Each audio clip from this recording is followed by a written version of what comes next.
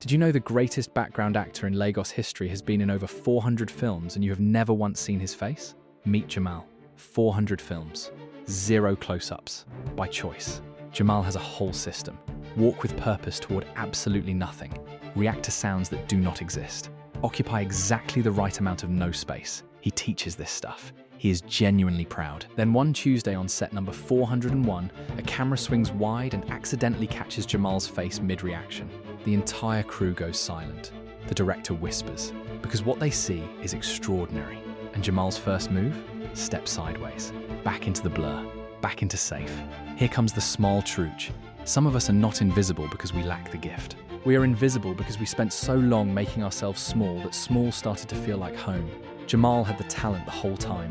He was just hiding it in plain sight. Are you living in the background of your own story? Tell me in the comments.